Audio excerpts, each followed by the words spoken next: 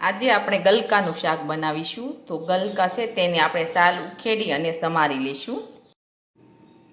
હવે આપણે ગલકા છે તે સમારીને તૈયાર કરી લીધા છે. હવે આપણે વઘારી લઈશું. હવે આપણે શાક વઘારવા માટે તેલ છે તે ગરમ કરવા મૂકીશું.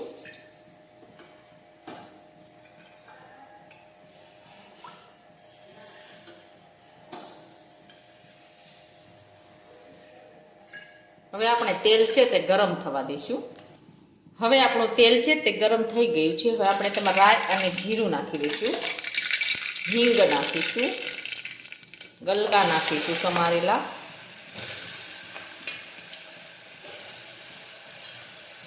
હવે આપણે સાંકળી દઈશું.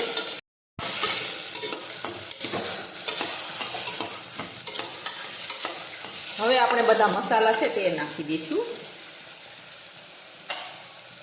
ખાંડેલી લસણવાળી ચટણી નાખીશું. હળદર નાખીશું. જીરું નાખીશું. ખાંડ નાખીશું. મીઠું નાખીશું. હવે આપણે સાતળી લઈશું.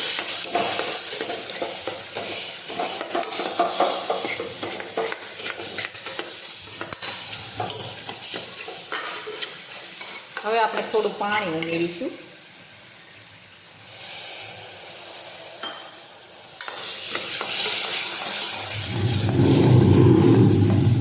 હવે આપણે કુકરનું ઢાંકણ છે તે બંધ કરી દઈશું.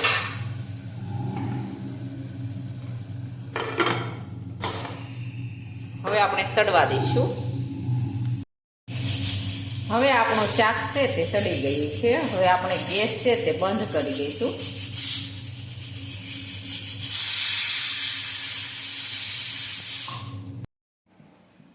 હવે આપણું ગલકાનું શાક છે તે એકદમ સરસ સડી ગયું છે.